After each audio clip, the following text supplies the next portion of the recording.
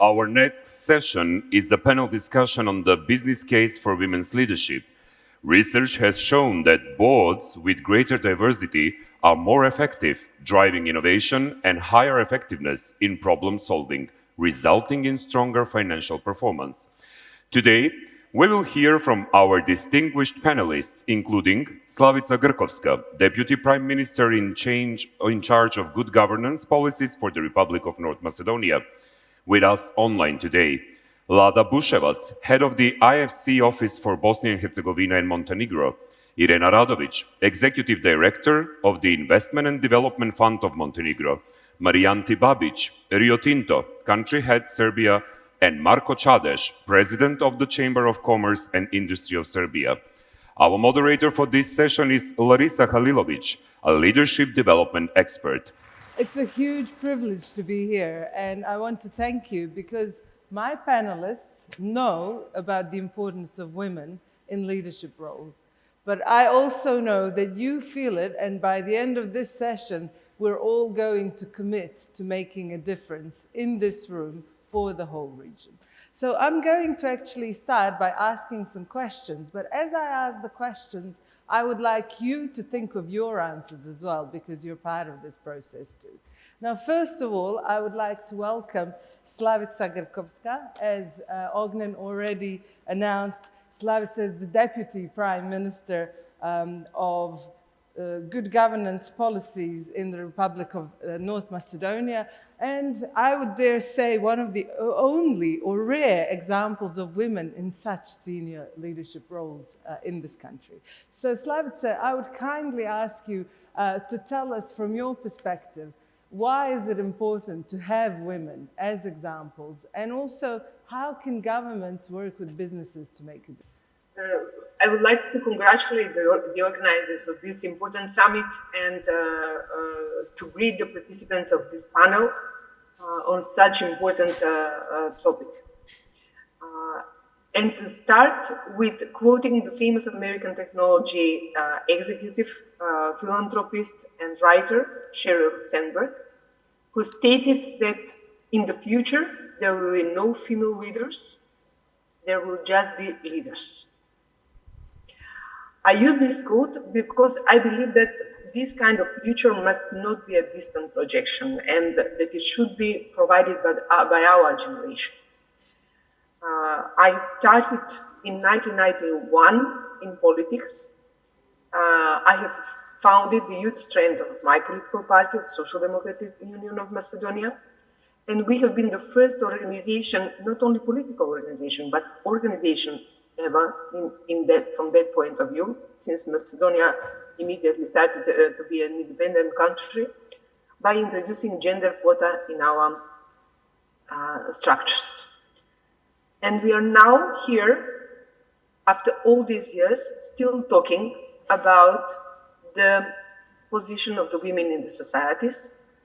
And I'm using this, my personal experience, as an example that this is a long-term fight, a long process that I'm sure and I hope that it will end with our generation. A future in which women are involved in all social processes to an equal extent and with equal influence as men should be reached in our generation. And finally, a future in which women not only fully enjoy their human rights, but also fully assume their share of responsibility in building our society, our economies, and our lives. Because leadership means exactly that, taking responsibility for leading organization in achieving set goals. And equal representation of women is essential because it brings diversity to leadership and enriches the approach to solving problems of any kind. The world is facing numerous challenges today, and it is clear more than ever that finding quality and sustainable solutions is impossible if half of the world's population is neglected. Some of the developed countries have already solved this issue and are enjoying the benefits of using that knowledge. But when it comes to our region, we still face barriers which are rooted in stereotypes about women and traditional views about their role in the family, society, and the world. Many people among us are still not aware that such attitudes represent a huge constraint on development. And that is why we must constantly and loudly repeat the benefits of including women in leadership positions and refer to research that shows that organizations which are led by women tend to be more innovative, with women leaders being more open to different opinions and perspectives. And that, without a doubt, results in more effective decision-making processes. Also, women leaders more often give priority to issues such as equality, social justice, and environment. That is why women are particularly important for ESG practices, through which the sustainability and the ethical impact of a certain organization is being measured. I would like to mention my personal experience as a member of parliament and leading the Women Parliamentary Club. We have been the initiator of introducing the first declaration of the influence of climate change, because the effect of the climate change is the biggest among the women population. Just as an example about the awareness that women have towards the situation in the world, while the male part is dealing with something else. Thank you. So just as they are important for the achievement of the Sustainable Development Goals, because gender equality as one of the goals is intertwined with all other segments in 2030 agenda. The lack of female representation in leadership is not only a matter of equity, but also of missed opportunities for organization and committees. It is why it is necessary to continuously promote women's leadership by breaking down systematic barriers to the advancement of women at all levels. That's why I have initiated the establishment of the Forum of Women Leaders for Good Governance and Anti-Corruption in Southeast Europe, to be dedicated to issues which are important for all of us, that are crucial for further democratization of our countries, for the economic development, for social progresses, and with focus together on the young generation and the investigative journalists. I'm happy because of the support of the international community, and I must say these are important topics for the region. Precisely for those reasons, by congratulating you for funding the Adria Women on board. At the same time, I would ask you to persist in achieving the main goal, greater and equal representation of women in decision-making positions, but I would also like, in parallel with fulfillment of that goal, to call you to demonstrate the importance of the unique female approach in resolving other collective challenges. Thank you so much. And to demonstrate that the leadership we stand for and fight for brings good for women, but also for the youth and for the citizens in our region. Thank you very much, and I'm sorry if I take longer than my time.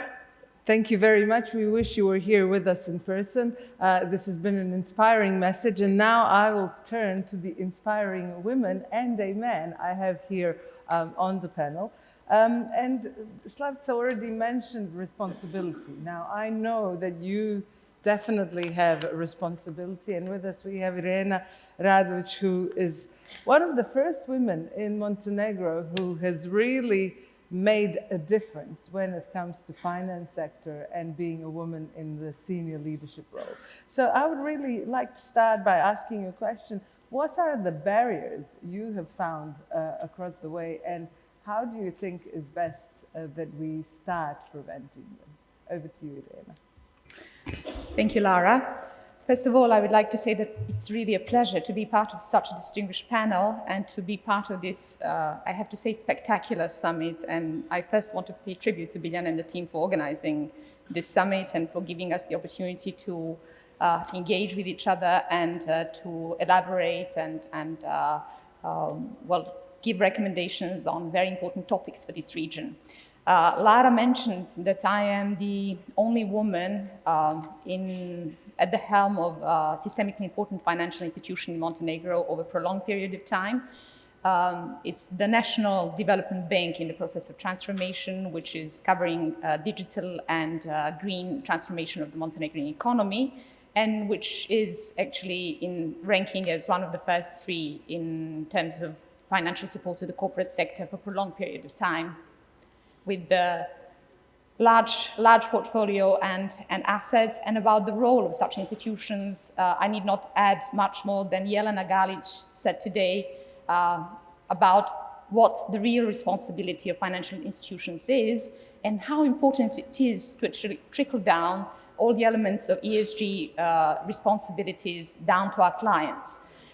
When it comes to obstacles, I have to say that this particular panel today and focus on gender is very, very important for the Western Balkans, given that when we have a look at all the surveys and when we have a look at the situation on the ground, I need not say that it's not encouraging when we see that, for example, based on ISO/IVA standards in Montenegro, only 13% of companies are owned by women, only 6 are managed by women.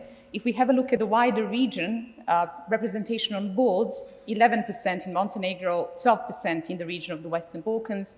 So essentially, this is a reflection of cultural and societal norms that very often override legal ones. I will give you a very concrete example: inheritance.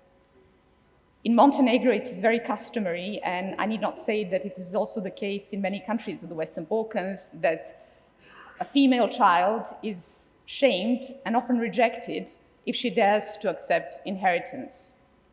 And this leads to a fact that is very worrisome in Montenegro, that women own 4% of real estate and 8% of land. And this in turn means significant economic exclusion. On the other hand, you have political and corporate culture, which is another barrier, another source of, let's say, challenges for women to go ahead, given the primary focus attributed to women based on existing political and corporate customs, the fact that women are expected to provide care for elderly, for children, to take care of family responsibilities, not to share the burden. So essentially, we have manifold challenges, and they can be addressed in a number of ways. I can only proudly mention awareness-raising campaign where I had significant assistance from wonderful female and male leaders in Montenegro. I shall just name wonderful American ambassador sitting in the first row, Judy Rising-Reinke, who was very active throughout the past 2 years and assisted our efforts in the Investment and Development Fund, and also my colleague from the Chamber of Commerce, Nina Drakic. But I would also like to call for a round of applause for wonderful male leaders whose role is very important, essential, I should say. So please give a round of applause for Robert Spano, for Raymond Zakaria, for Goran Svilanovic, and all the men alike. Because to break the barriers, we all need synergies, we all need to act on individual, organizational, and on multiple levels, and we all need to address challenges when we come across them. And I'll be very happy throughout the panel to say what we have done together with all the leaders that I've named and what we plan to do in the forthcoming period. Thank you so much, Irena. And actually, Slavica mentioned forum. We also mentioned quota. There is as most of you know, the EU directive effective as of November last year to actually introduce quota. Some are totally for this, some have arguments why quotas are not a natural way of doing it, but it's definitely something that we need to start with. Now, Lada Buševac is the head of the office of the International Finance Corporation for Bosnia and Herzegovina and for Montenegro. And I know that you, as a woman leader, have had loads of experience in tackling these issues. And I'm very curious as to how the finance industry practically addresses the gaps. Over to you, Lara. Thanks, Lara. It's a pleasure to be here. And again, echoing big thanks to Biljana, to Sustineri Partners, to the government of Montenegro, to Porto Montenegro for hosting us here. It's a wonderful venue, but to discuss a crisis, we need to be in a closed room so that we are not distracted by the wonderful vistas outside. I think we are discussing not just one crisis, multiple crises. We are also discussing a multitude of solutions to these crises. This is very timely and very important, and in particular for this region. When I say multiple crises that are now getting together, coming together, and creating impacts that are lasting and for which we really need to act quickly.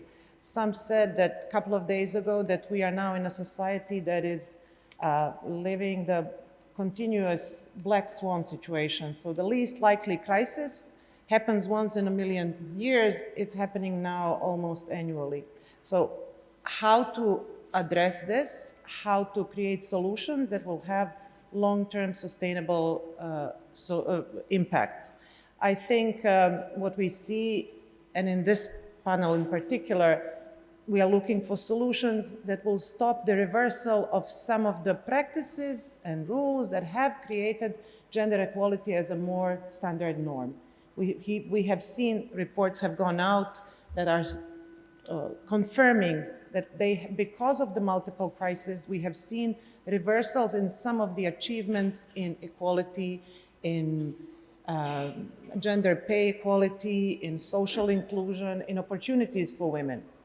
However, there are some good news. And there is an institution that a couple of days ago, maybe 5-6 days ago, an institution that IFC works with and that is focusing on gender equality in financial institutions globally, has released their gender annual gender balance index, which is surveying more than 6,000 individuals and over 300 institutions, central banks, pension funds, commercial banks.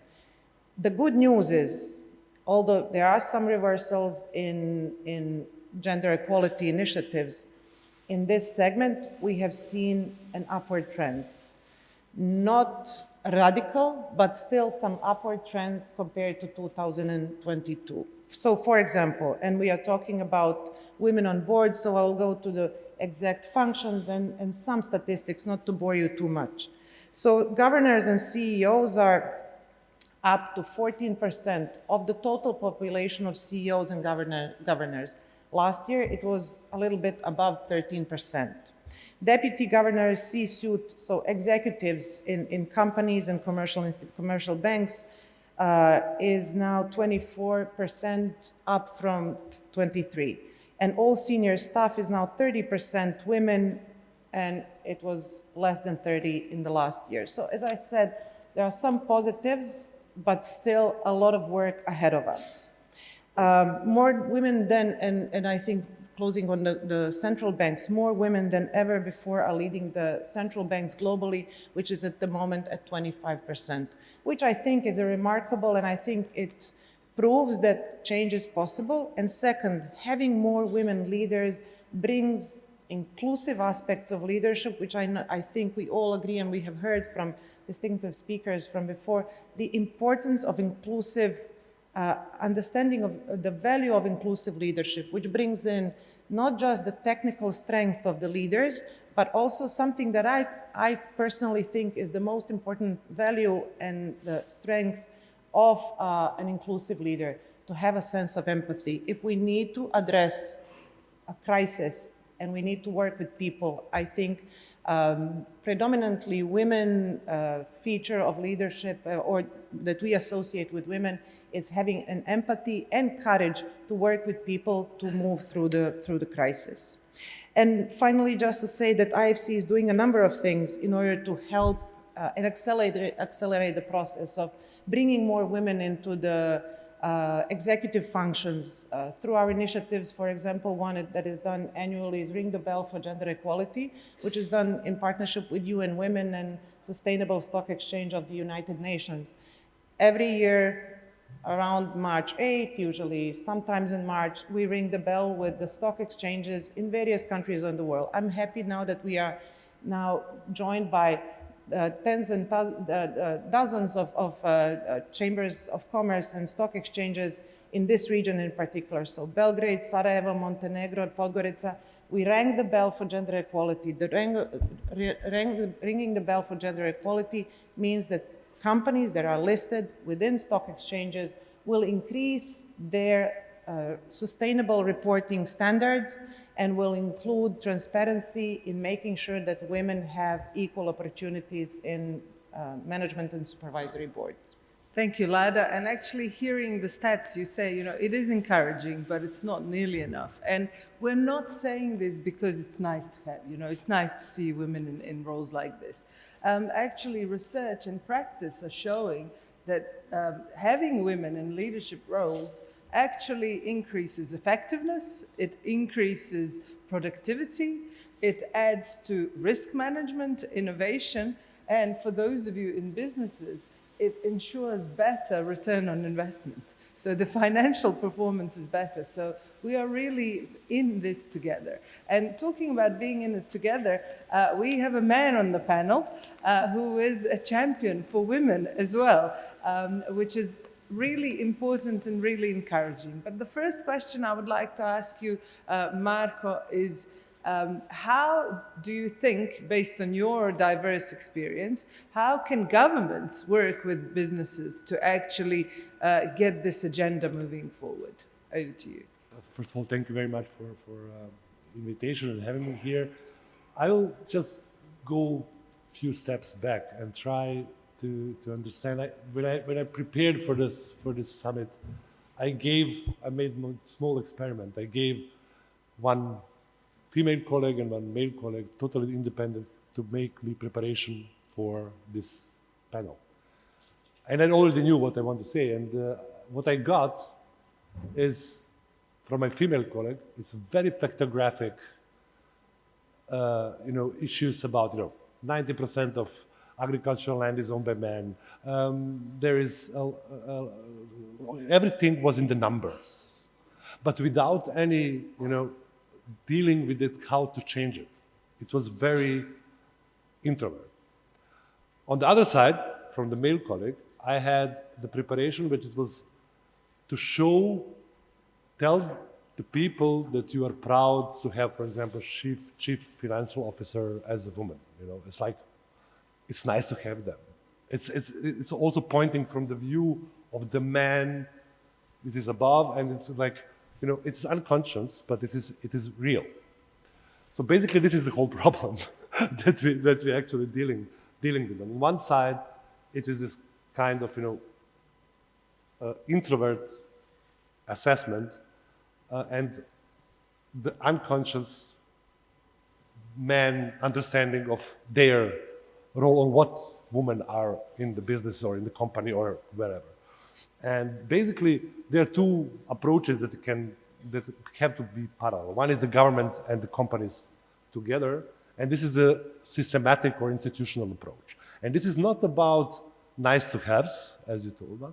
It's not about, let us make some discussion where we will show that there is a woman leading IFC, or there is a woman which is top manager, but basically to set the standards which are very tangible, measurable, which have to be for everybody.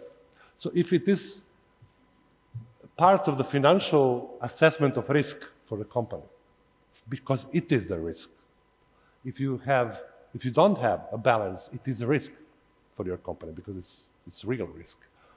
Then you can get much less points in the rating or assessment for your financing as a company. Then it is a clear systematic approach. It is not nice to have, it is must have, and it is actually based on the logical approach, why it's important to have it. This is the same on the other side. I think it is the quite from the biggest importance to work on the, let's say, on the pattern of society, or let's say pattern of family and how we deal with our kids. And I think that the point of having women not only equal, but the part of the equal society and better world is to change the man, basically. And to change the man means, you know, all our countries in the region, how we treat sons and how we treat daughters. Not maybe our generation, but the generation before, our parents. The sons are treated as somebody, everything is given to you, and you don't need actually to work too much because, you know, you are a son. And you are a daughter, you just be nice and, you know, you have to be clever, a little bit independent, but basically it's okay. And this is something which we are, you know, we are taking it from generation to generation. We are maybe the first generation, that can change that. Because our parents, from the baby boomers, let's say, generation, they had already a different approach to us. And we can really push it forward. And this is the essential, substantial, and fundamental change how we treat men in the society. That will change everything. And this is actually part of the system. Let's be very clear on the measurements, and let's be very clear what you get as a business if you are risk or if you are not risk, very clear. And the other side is this soft issue of how we actually treat and educate our next generation, not to be only equal, but to understand that they are different, and this is the beauty of this difference between the genders, because only this difference make actually the fullness of everything, and the better business, and the better governments, and the better society. Thank you so much, Marko. And actually, a lot of what you said really resonates at various levels. For us, women on the stage, you know, we have ourselves been in leadership roles for many, many years. You know, some of us for over 20 years. But it's not easy. And very often, you know, I'm asked, how do you do this in a man's world? And you can, sometimes you have to work twice as hard. So changing the perception and the way of thinking of men and women ourselves is a huge, huge thing on our agenda for all of us here. Now, I also have with us Marianti Babic, head of the country office for Rio Tinto in Serbia. And we can only imagine how challenging it is for a woman like yourself to be heading specifically that company. It's challenging enough independently of it is a woman or man. Yes, and in that industry. Can I get women in the room to stand up, please? Come on, I need to get you moving. Please stand up. Thank you. Now, excellent. It's a majority. All right. Now, brilliant. Now, if you have been in a leadership role for over 10 years, please sit down. Please sit down if you've been in a leadership role for over 10 years. For the rest of you, please listen carefully for the rest of the panel because we have some tips coming up. Have a seat.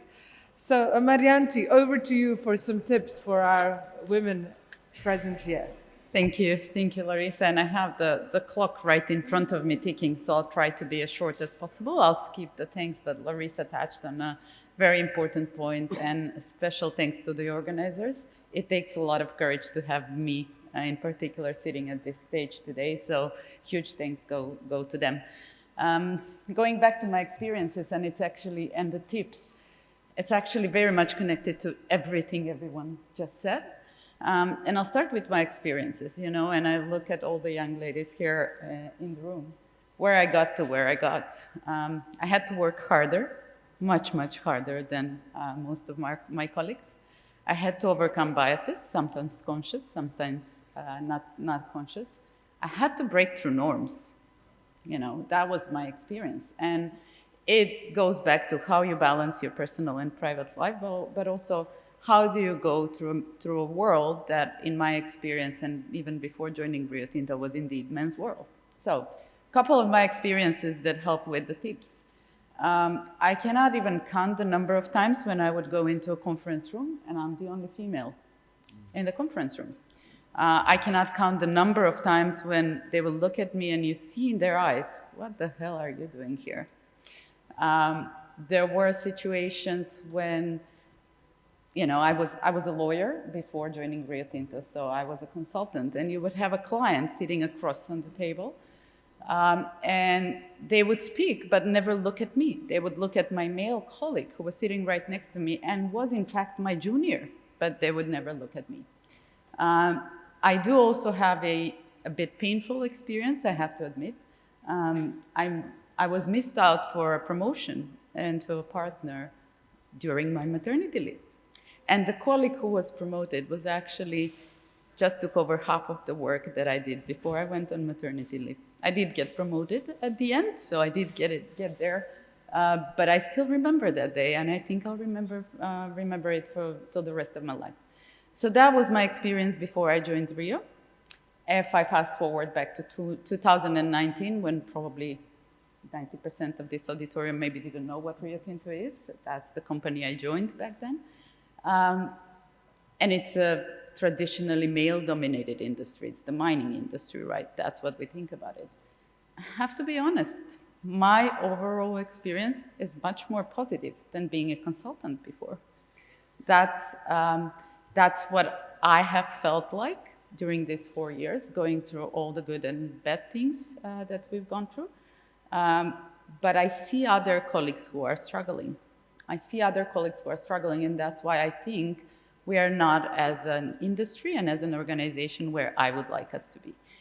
Talking about numbers, I'm female, so talking about numbers, in the last 5 years, Rio has increased the percentage of women at senior leadership positions from 19 to 25% globally, and this is a huge global organization. It's a big step, but it's still not enough.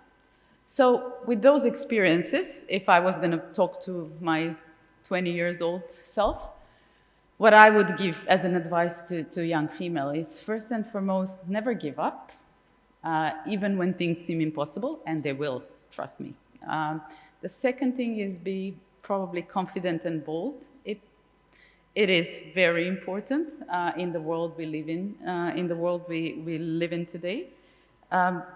Build your own support network. And here in the auditorium, I see at least 1, 2, 3, 4 female that I have as my support network.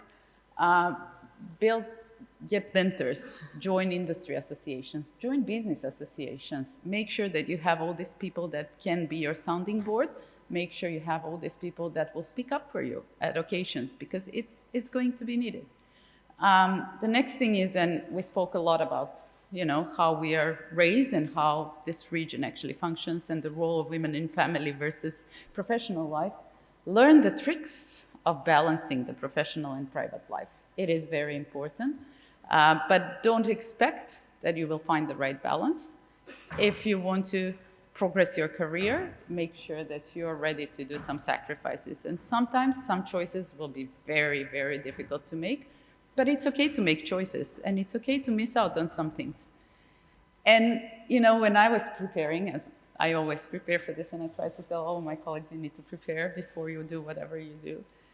I was thinking about this, and I was thinking, who would be that one person that I could point and say, this is the one person that probably supported me the most throughout this career and to get to where I am. So I'm a married person. I'm a mother. I have a 9 years old son who does need his mother as well, not just who I am professionally. And that's probably the most important advice I would give to young ladies in the room, which is find a partner who will support you through what you want to do. So if I was to thank that one person that has helped me through this career, it's probably going to be my husband. Thank you so much. And this is an important message.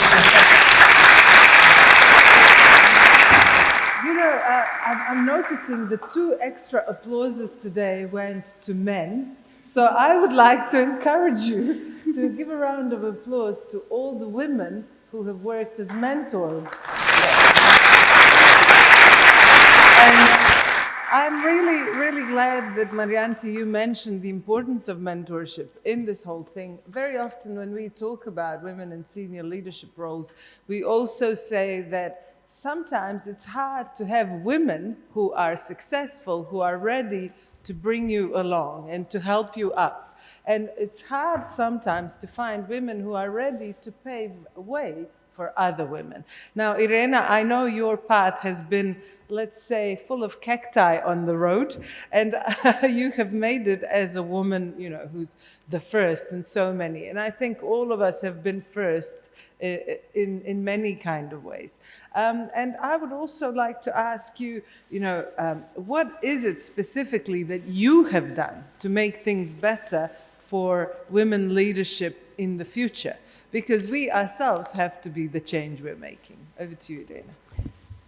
Thank you. First of all, I would just like to say that I'm one of those women that doesn't belong to this paradigm. It is difficult for us women.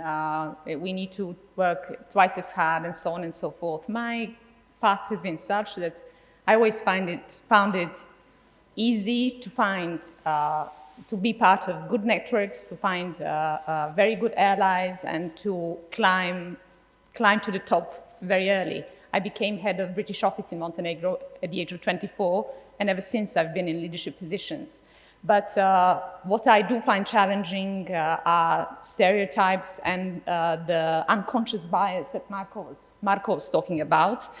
And we just need to be bold and creative, and we need to defy such concepts whenever we come across them. And this is the concept that works. And I have to say that I will not talk about previous experiences.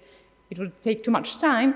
But the current position at the helm of the National Development Bank, I have to say that when I came into the institution, I was the first woman after 3 decades of existence of the institution.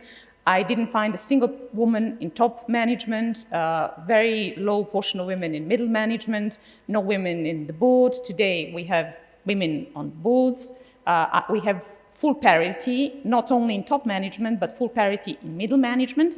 And I have to say that it actually works. It is not about parity, it is about success and sustainability of the company. And I have to say the first year after we introduced these changes, and gave chance to bright, creative, and courageous women. Actually, the IDF had the best profitability and best productivity ever since it was founded, with the lower number of employees, which was really wonderful, and that was the reason why we got several prizes of the business community, not only for our successes in this domain, but also for female leadership. This is the reason why, well, we were the first to be awarded with the Légion d'honneur in independent Montenegro. So it's really a sense of achievement. But then we realized, and you know that I published a book, less than a year ago, on a number of topics which are also falling under the range of gender-based discrimination at workplace. And I have to say that we've engaged on several levels. I mentioned the one which was supported by the American Embassy and several other embassies in Podgorica. We started with the National Agenda for Economic Empowerment of Women. Then we halved interest rates for women and youth, and today, as a consequence, we have a growth of financial support to female projects in Montenegro by 215% compared to 2021. And what is also important, we undertook, in line with the national agenda, we undertook the very important project on the agenda. We put forces together with the civil society and the Gender Equality Committee of the Montenegrin Parliament. And I am proud to say that Montenegro is the first country in the region to have transposed the EU Directive on Women on Boards into our loan companies. We now have a gender chapter, and the loan companies will be in the public debate as of next week. And there was one very interesting debate in the government 2 weeks ago when I advocated that there cannot be a change, that we need to reach in June 2026 40% of women on boards and 33% of women in executive positions in state-owned enterprises, in companies listed on stock exchange, and in large companies with over 250 employees. So one of the ministers, who is actually very benevolent towards the whole idea, posed the question, where are we going to find these women? Well, instead of explaining, I just gave him a pledge, and we are starting as of September producing the pipeline of these women, and we are going to invest in education and creating a pipeline of women on boards in Montenegro from September all the way in the years to come. So I'm very proud. And we also undertook 2 projects. I will not dwell on these, but they are also very important. In line with EU directive, which was introduced on 30th of March of this year and approved on Monday by the Council of Ministers, gender pay gap is being addressed, and we've already come up with the amendments to the law on gender equality, and we are currently working with amendments to the law on labor law. So these are segments where we are trying to actually go beyond our remit, but leave legacy and put Montenegro on the map, and hopefully, well, serve as a good platform for the entire region. Brilliant. Thank you so much. Now, I'm going to up the game as a moderator. I know Ognan is frantically looking at the time out the back there, and I'm going to up our game and say, I'm giving you a minute per question for the last one, so try and be as concise as possible, even going to 3 points max. So just to make it more exciting. But you already started this important conversation of having a pipeline. Marco, where do we find women talent? How do we get women to actually get involved in businesses and make a difference, which we know they can? Microphone. There's a lot of programs, and you know, the things changed a lot in the last 10, 15 years in our region. But basically what we need to have is to understand, not only to talk about percent, not only to talk about, you know, how many women we have on the boards and what is the necessary percentage of that, but why this percentage is important. Because why is balance important? Because these companies are more successful than other companies. Because they're better in financial risk, they're better in calculating costs, they're better in taking risks or innovations. They're more innovative than the companies without balance. So there is basically the reason why these numbers are important, not the numbers as itself.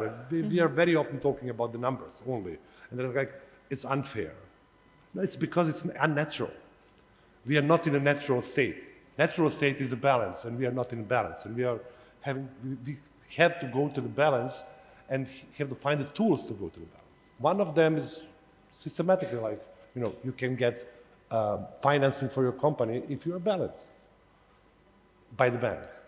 Or the bank can, you know, or company can issue bonds if they're balanced. Or your shares are also valued by the balance.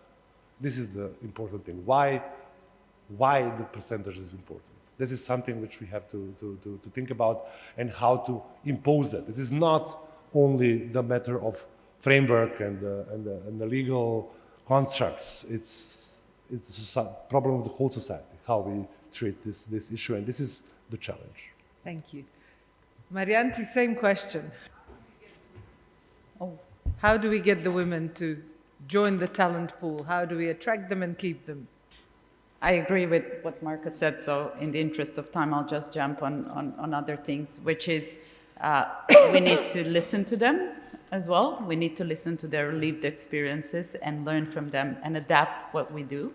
So for those who haven't heard of it, I invite you all to go and read the Everyday Respect report that Rio Tinto published early last year. It's a very difficult read. But that's what businesses and industry need to do. We can only fix the issues and the problems we talk about.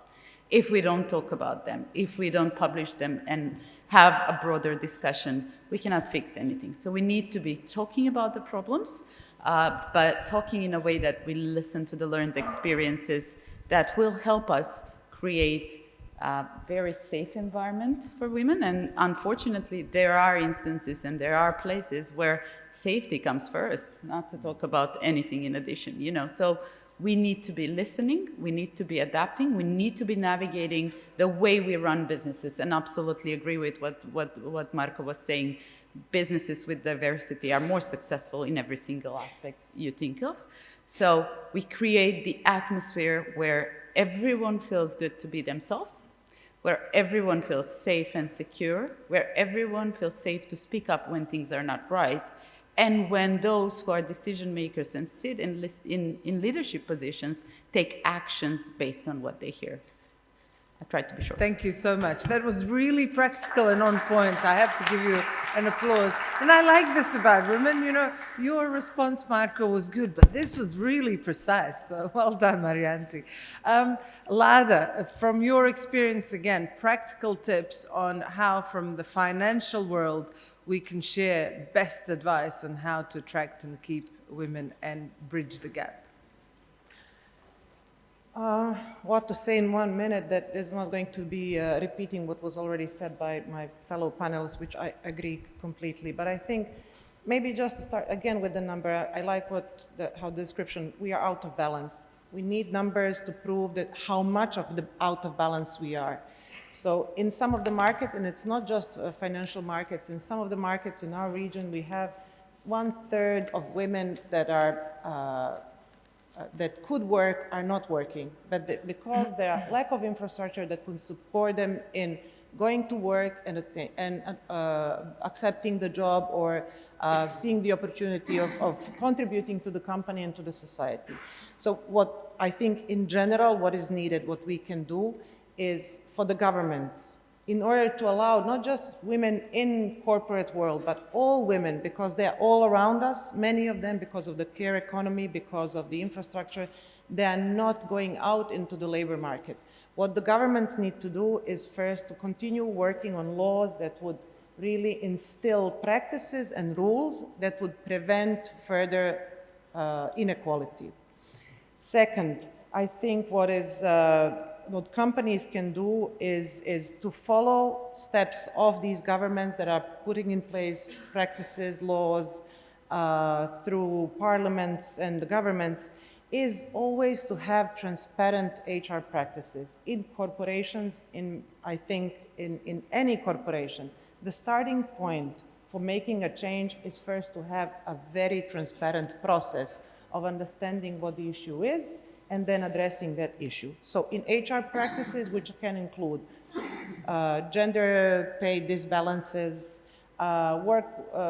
flexible workplace arrangements, anything that may be a definition of where do I work and how do I work. When we go into a company and see that there is lack of transparency and that there is lack of understanding and lack of willingness of the company to respond to the changing needs of women workforce, we see that this is a company that is not ready to embrace the change. Then mentorship programs that were mentioned in the previous addresses. I think probably the most important part of growth, building the network, but really actively, proactively pursuing opportunities for mentorship. And often the mentorship is not one way. There is a reverse mentorship. I think the new generation of women leaders are the ones who are coming with a fresh look at what the work is, what the responsibilities are, and we as mentors should be open to also participating in the reverse mentorships. But mentorships not just by women, mentorships that would include always men as partners in the process of growth is, I would say, a necessary starting point. Opening up these networks, not just to be focusing on women of various grades, but opening up to include men, and I call them men feminists, who are fully embracing the inclusive nature of the leadership. So these would be my final thoughts. Thank you so much. And I think our time is up completely. And I know that Irena has something really important to say. So I'm going to give you literally one sentence, please, for the announcement. I will take two, because I would like to just send additional message. Here at this ESG Summit, we haven't talked about one thing, and there is one thing that our governments, that our businesses, that our decision makers need to embrace, and these are ESG standards and ESG reporting in line with matrix and indicators, because we need to be aware that investments will come only when companies have reports that we don't have only compliance on gender diversity and ESG standards, but that we are actually leading. And this is the way to bring investment in, and this is the way to actually place yourself again on the economic map in value chains and in wider markets.